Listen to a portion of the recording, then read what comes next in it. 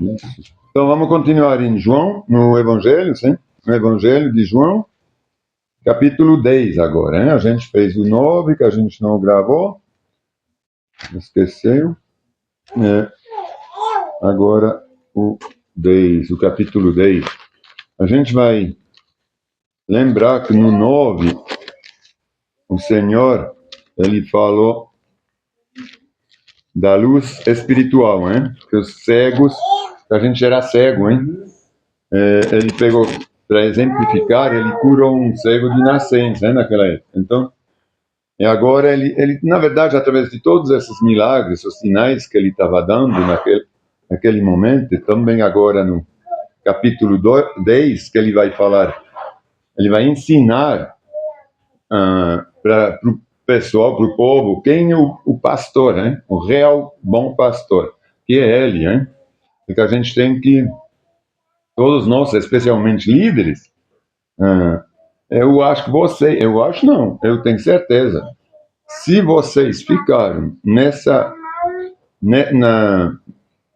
sentimento, como a gente fala, nessa vontade de realmente conhecer a Escritura tal que ela é, e não enviesado por alguma teologia, porque uma coisa é o que a Bíblia fala, outra coisa é o que as teologias de cada uma religião falam. São teologias, isso aqui é diferente.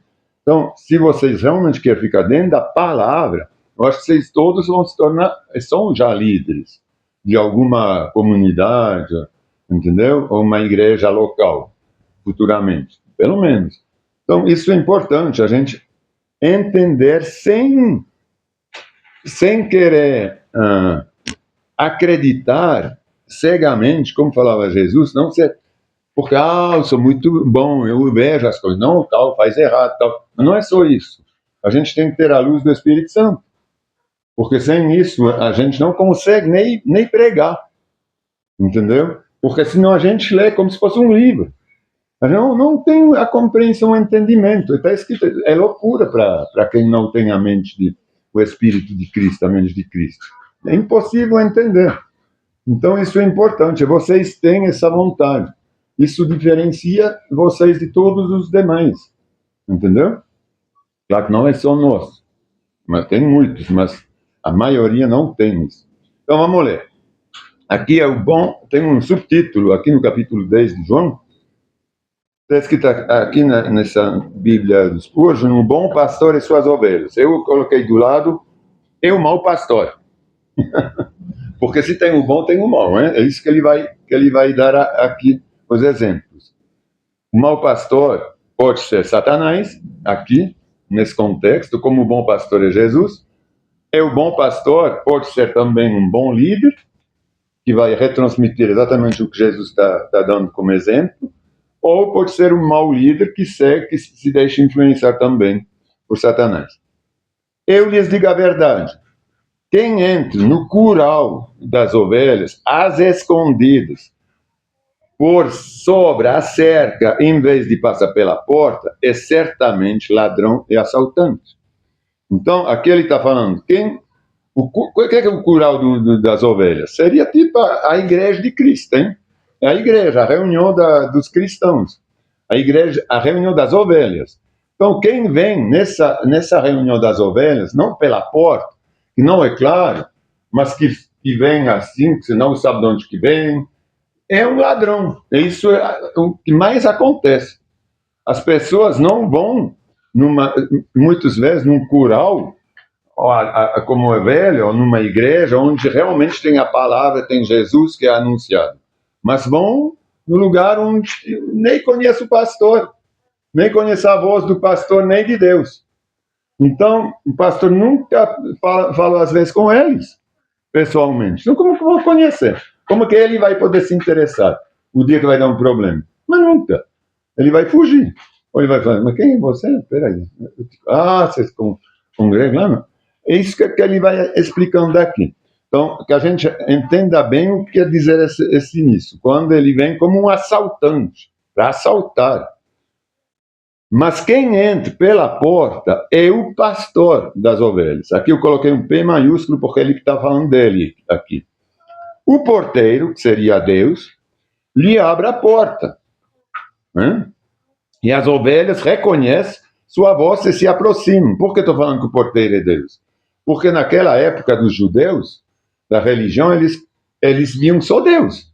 Ele está explicando isso do bom pastor porque ele quer convencer os judeus que ele é o Messias agora. Eles reconhecem em Jesus o Messias. O Messias. Então, o porteiro abriu agora, que é Deus, para Jesus ensinar, hein? As ovelhas. Aí o que ele fala? E as ovelhas reconhecem a sua voz e se aproximem. Essa é a primeira vez que ele vai falando daqui. Ele vai falar 4 vezes nesse pequeno texto. Como é importante, ele está ressaltando isso, como é importante reconhecer a voz do Senhor, de Cristo. Como que a gente pode reconhecer que Cristo e não o Satanás se a gente não conversa, ele não conversa com a gente? É impossível se a gente não conhece a Escritura. É impossível reconhecer. Entendeu? Então ele fala bem. O porteiro lhe abre a porta e as ovelhas reconhecem a sua voz e se aproximam. Ele chama suas ovelhas pelo nome. Ele as conhece. Será que Deus conhece cada um de vocês? Conhece mesmo? Vocês têm essa relação para ele me conhecer, ou me conhecer? Eu tenho essa relação para ele me conhecer? Ou tenho uma reação mais com o mundo? E quem me conhece mais é Satanás? E quando eu quero alguma coisa, é Satanás que vem lá e me põe no coração. Faz isso, em nome de Jesus, ele vai te dar isso. Às vezes tem nada a ver, hein? Jesus não dá as nossas coisas do coração. Ele chama as suas ovelhas pelo nome, ele chama as suas ovelhas pelo nome e as conduz para fora. Por que ele as conduz para fora do curral? Porque ele, através dele, ele é a luz, elas seguem ele vai na frente, ele é a proteção das ovelhas. Agora, os que a gente vê muito é que as ovelhas vão atrás, vão na frente. As ovelhas saem sem pastor. E o pastor está atrás. Isso aqui a gente vê muito hoje, hein? Que não tem alguém realmente que seja Jesus Cristo que conduz as ovelhas segundo a palavra. Isso é muito importante que a gente tenha isso em mente. Quando a gente sai, a gente tem que saber que Jesus está na nossa frente. Por que ele está na nossa frente? Porque a gente está nele. Ele nos conhece, a gente conhece a Jesus. Porque senão a gente não entende o texto. A gente fala, ele esconde isso para fora, não quer dizer nada, então elas vão pastar. Tudo bem. Porque tem essa liberdade. Que as ovelhas têm que ter, que a gente tem em Cristo. A gente pode sair, a gente fica livre. A gente não está debaixo de leis mais. Quando a gente pensa que ele falava para os judeus, porque ele estava debaixo de leis. Tinha a lei que estava pesada em cima das costas. Então ele fala, não, eu os liberto. Vamos lá para fora. Depois de reuni-las, vai adiante delas. E elas o seguem, porque conhecem a sua voz. De novo, quando eu saio para fora, o que eu faço? A vontade do Senhor?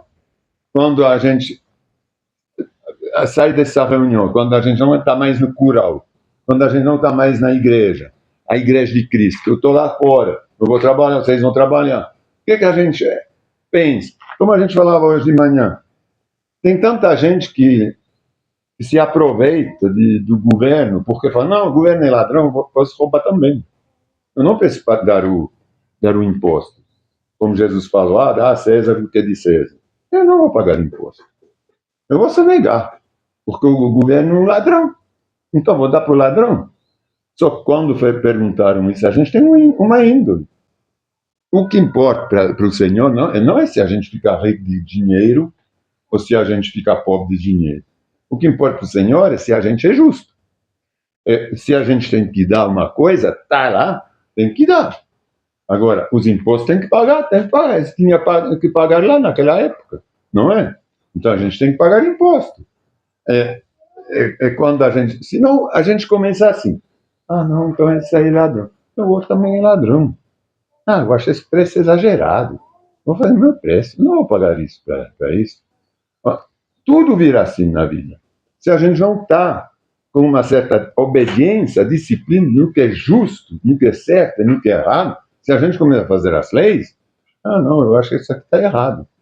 a gente não vai para frente. Agora, o que não está na Bíblia é que a gente faz segundo nosso entendimento que está certo. A gente fez sempre, por exemplo, a caça. Eles caçavam. Isso não está. Não está na lei de Deus. Está na lei dos homens. Agora, os impostos estão na lei de Deus. De não roubar está na lei de Deus.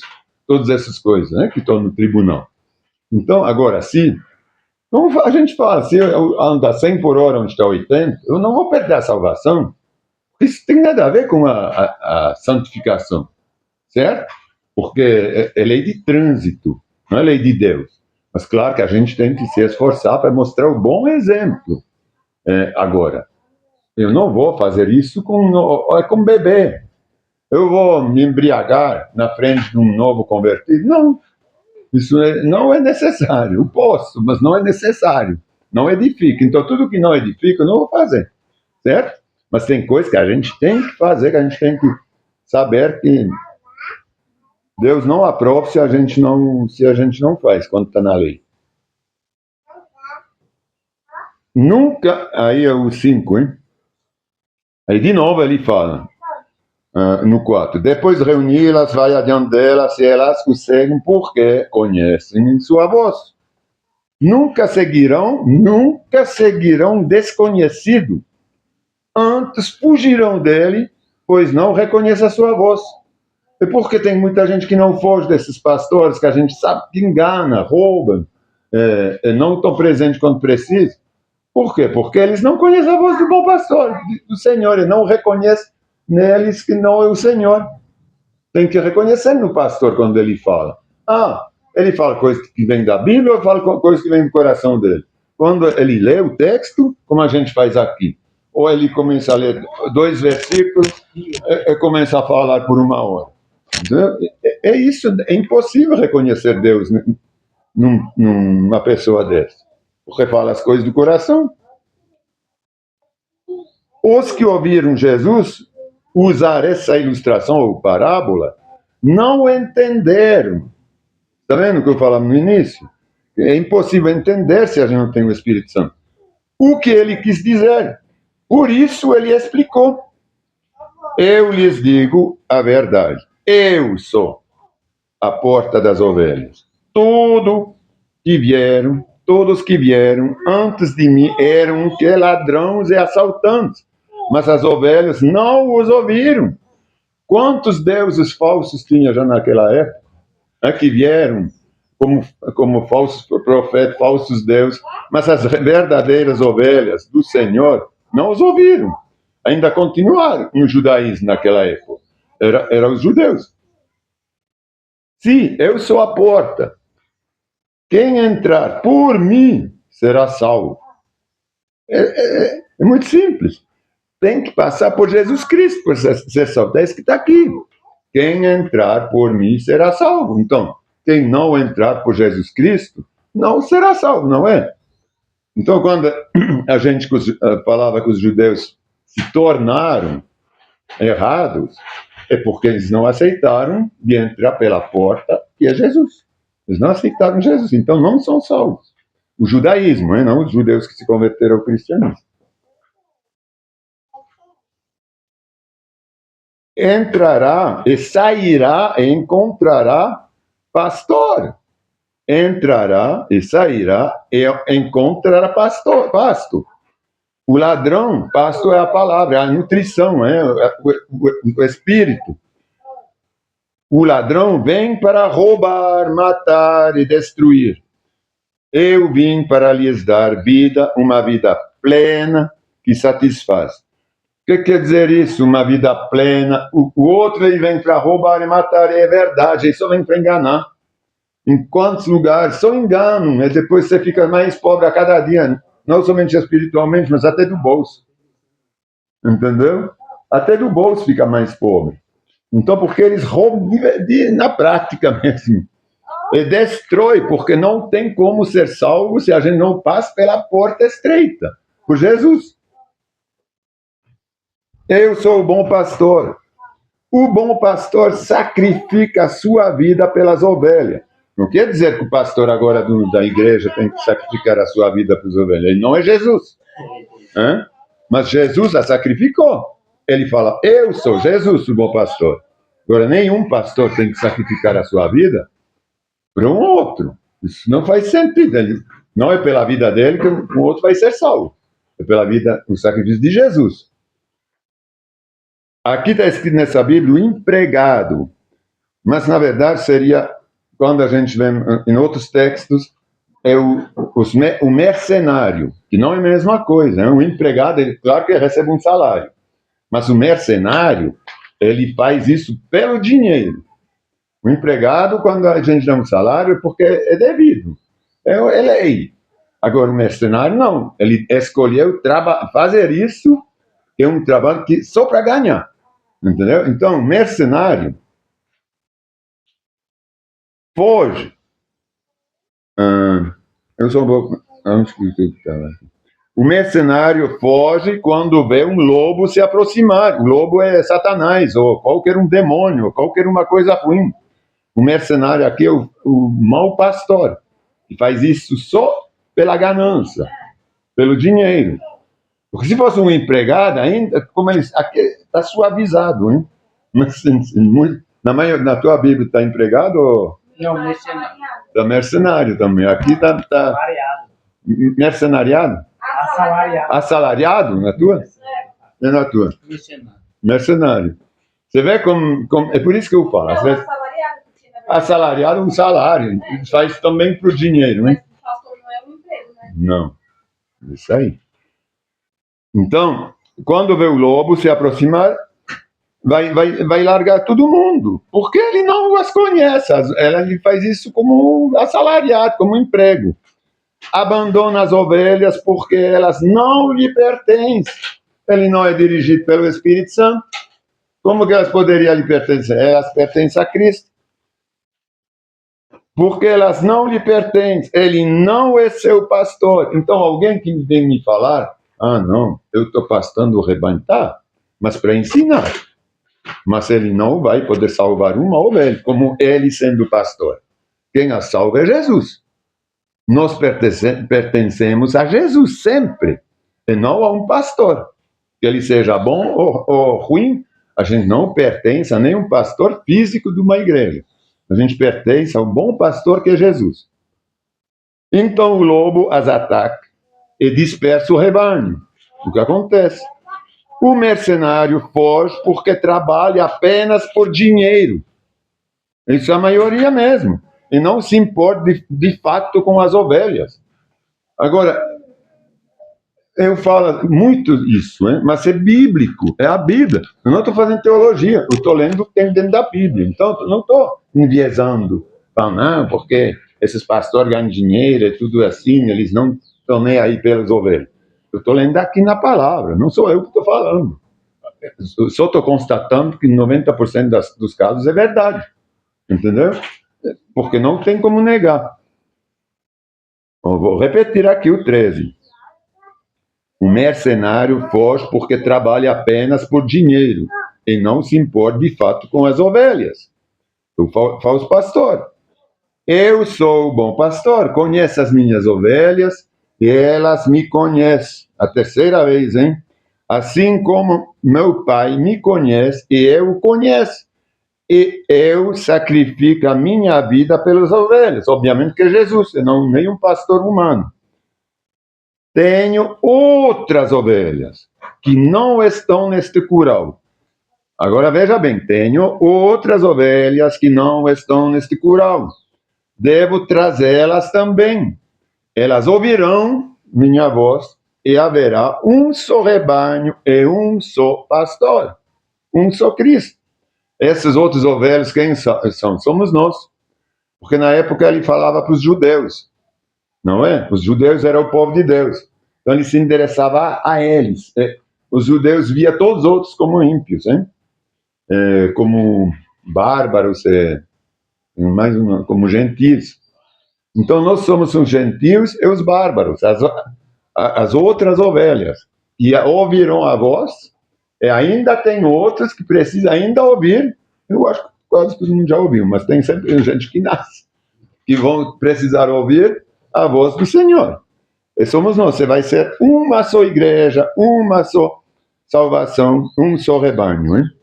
E como você falava bem antes do culto, não deveria ter placas, porque é um só rebanho, não é? Um só rebanho. O Pai, o 17. O Pai me ama, pois sacrifica a minha vida para tomá-las de volta. Porque hoje pertencem todos a Satanás, né? A gente nasce debaixo do pecado. Então ele fala, pois sacrifica a minha vida para tomá-las de volta. Para tomá-la de volta, a vida, mas as ovelhas também. Ninguém a tira de mim, pois eu mesmo a dou a vida, né? Que é a salvação. Tenho autoridade para entregá-la e também para tomá-la de volta, pois foi isso que meu Pai ordenou. O Pai mandou Jesus, ele está explicando tudo aqui nos fariseus. Jesus veio como Deus, ele veio para salvar as pessoas, para entregar a sua vida, ele entrega porque Deus mandou de entregar, e depois vai tomá-la de volta.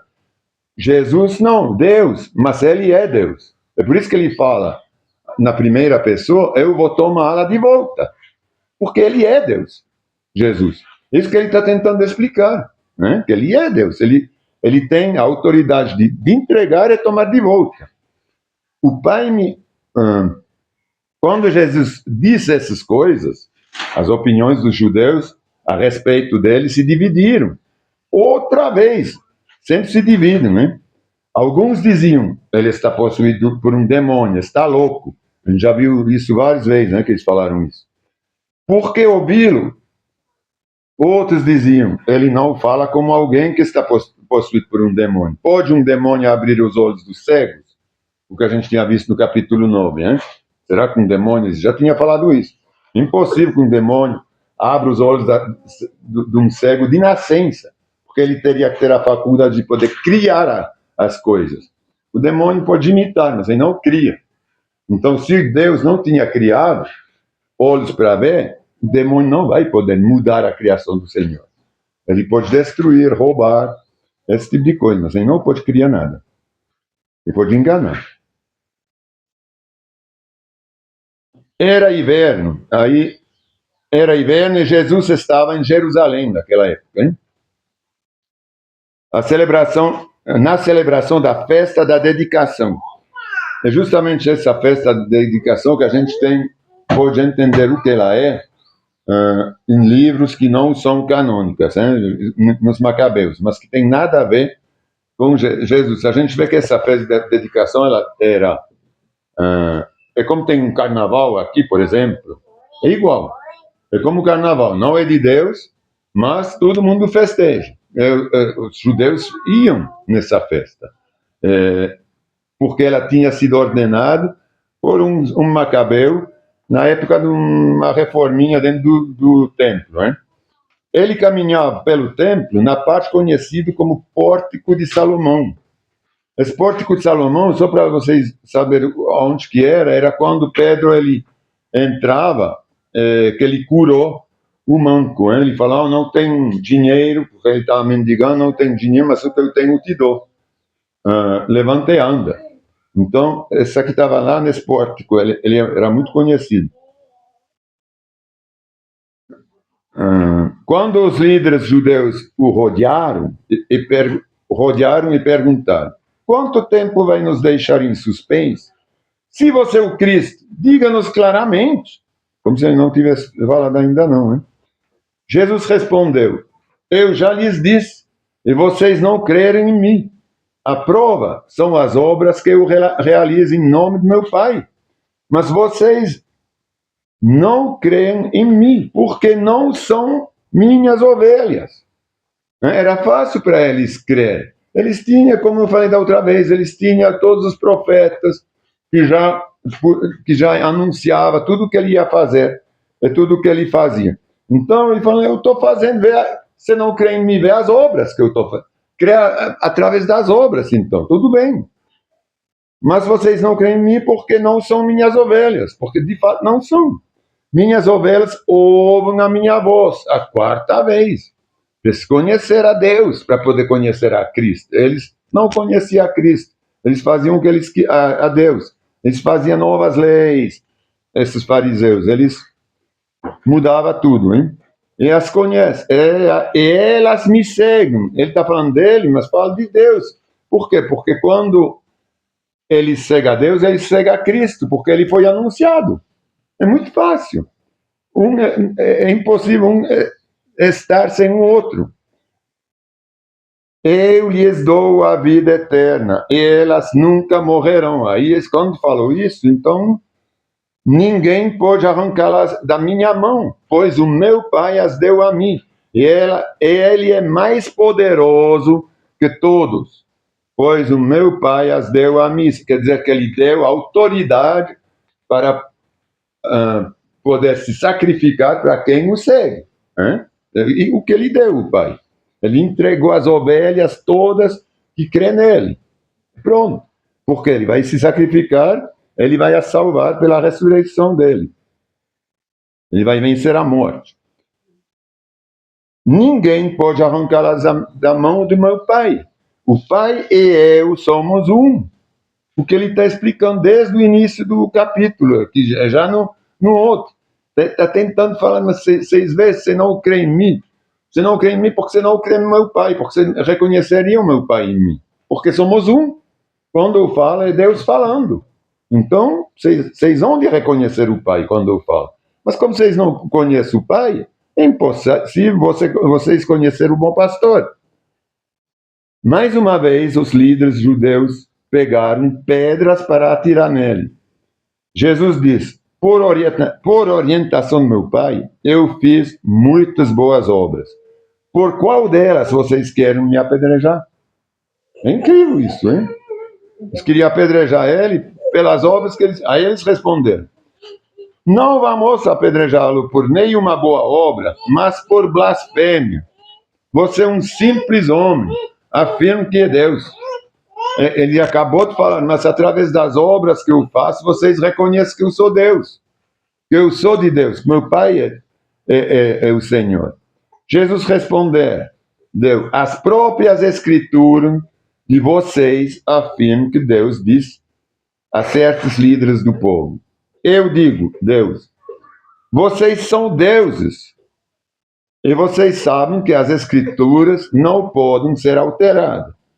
Portanto, se aqueles que receberam a mensagem de Deus foram chamados de deuses, por que vocês consideram blasfêmia quando eu digo eu sou filho de Deus? Se o próprio Deus falou, vocês são deuses, com D minúsculo, claro. Mas a gente foi criado à imagem de Deus. A gente é um Deus, um pouquinho menor que os anjos, está escrito, hein? Que ele nos criou um pouquinho menor que os anjos. A gente pode até ler lá em Salmos 82, versículo 6. Eu vou ler. Eu tinha separado aqui.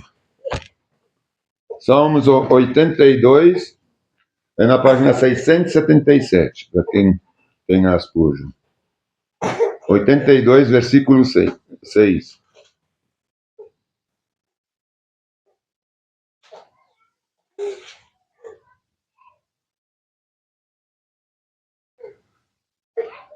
Eu vou ler um pouquinho antes para ter um... Eu vou ler do 3, né, até o 7. Encontrou? Façam justiça ao pobre e ao órfão. Defendam os direitos do oprimido e do desamparado. Livram o pobre e o necessitado. Libertam-nos das garras dos perversos. Esses opressores nada entendem. São completos ignorantes. Andam sem rumo na escuridão, enquanto os alicerces da terra estremecem. Aí ele diz: eu digo, mas vocês são Deus, vocês, né? Não os outros, vocês são Deus. Vocês são Deus com minúsculo, D minúsculo. São todos, por quê? São todos filhos do Altíssimo. Morrerão, porém, como simples mortais e cairão como qualquer governante. Mas mesmo assim, vocês são Deus, porque na época não tinha Jesus. Então ele fala, vocês morrerão, mas vocês são filhos do Altíssimo. Isso é muito importante a gente reconhecer, aqui que já naquela época, ser filho de Deus era ser salvo, né, na verdade, porque era obedecer à lei. Então, era obedecer e seguir os profetas que recebiam de Deus. Então, através disso, eles eram filhos de Deus. Por isso que ele fala aqui, as próprias escrituras de vocês afirmam que Deus disse a certos líderes do povo, que não eram esses ignorantes dos outros, eu digo, vocês são deuses. E vocês sabem que as escrituras não podem ser alteradas. Portanto, se aqueles que receberam a mensagem de Deus foram chamados de deuses, com um D minúsculo, por que vocês consideram blasfemo quando eu digo, eu sou filho de Deus? Afinal, o Pai me consagrou, me enviou ao mundo. Não creem em mim, não creiam em mim, se não realizam as obras do meu Pai. Mas, se as realizam, creiam na prova que são as obras, mesmo que não creiam em mim. Então vocês saberão e entenderão que o Pai está em mim e que eu estou no Pai. E é verdade, a gente precisa, às vezes, de um milagre, né, na nossa vida, de algum acontecimento, porque a gente não crê. Ah, Deus não existe, Jesus, isso aqui é tudo balela. E de repente acontece alguma coisa, através de um milagre, é uma coisa impossível. Aí Mas então, muitos ainda resistem, apesar de ver o tem milagre. uns que, mas eles resistiam. Exatamente. Eles resistiam. Apesar dele falar isso, então não, se vocês não creem em mim, creem no que vocês estão vendo. Eu estou abrindo os olhos dos cegos, de nascença. Eu estou nas obras. Então, creio pelo menos nas obras. É através das obras vocês vão reconhecer que eu sou de Deus, que eu tenho um Pai em mim. Mas se não querem crer, não creem nem nisso. Porque, como eu sei, novamente tentaram prendê-lo. Ele falava isso. Mas se ele escapou, eu os deixo. A segunda vez, né, que ele tem que escapar. A gente lembra que quando ele tinha curado, acho que quando ele curou o cego, ele também escapou e foi orar no monte. Né? Estava escrito, era antes até um pouquinho. Mas sempre ele tinha que meio que sair nas escondidas, fugir. Para não ser. É claro que eles não pegavam porque não era a hora dele. Entendeu? A hora dele não tinha chego. Foi para outro lado do Rio Jordão, perto do lugar onde João batizava no início, e ficou ali por algum tempo. Vocês veem como era difícil para Jesus. Jesus tinha que fugir, né, deles. Ele foi do outro lado, ficou ali meio que escondido, sem falar. Mas muitos o seguiram, comentando entre si. João, porque ele estava lá no lugar onde João estava batizando, o João Batista, não realizou sinais, mas tudo que ele diz a respeito, acho que é a respeito, tudo que ele disse a respeito deste homem, de Jesus, se cumpriu. Ele não tinha dito, o João Batista vai vir, ele era quem abriu o caminho de Jesus, não é? Então ele fala, vai vir alguém muito maior que eu. A respeito deste homem, tudo se cumpriu. E muitos ali creram em Jesus, porque ele tinha anunciado todos esses milagres, que ele faria maravilhas, que era realmente o que todo mundo esperava, né, que era o Messias. João Batista, ele foi enviado para isso, para anunciar a vinda de Cristo. Hein? Então, realmente, eles tinham, naquela época, eles realmente tinham tudo para que se confirme na mente deles e no coração deles que Jesus era o Messias. Se hoje a gente consegue, se a gente consegue entender, falar que Jesus é Senhor, e que Ele é Filho de Deus, a gente não foi ensinado no judaísmo. A gente não teve os profetas todos. Eu acho que era muito mais fácil para eles, que conhecia todas as Escrituras, todas as profecias, para reconhecer Jesus. A gente não nasceu em uma cultura judaica, do judaísmo, onde todas as crianças foram ensinadas. Ah, você vai ver, o Messias vai ser assim. Em Isaías, ele vai ser levado ao abatedor, ele vai ser crucificado, ele vai ser a ovelha, o cordeiro que vai ser sacrificado. Então, a gente consegue acreditar. Por quê? Pela convicção, pelo convencimento do Espírito Santo.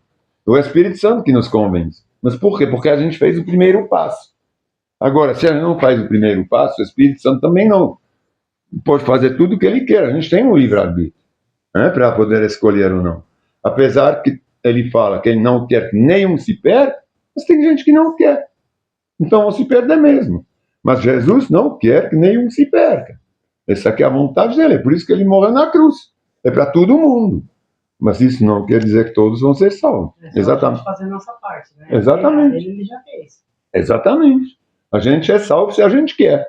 É só acatar a salvação. Só acatar a salvação através do arrependimento. É de crer que ele é Deus, hein? É filho de Deus. Muito obrigado, Senhor.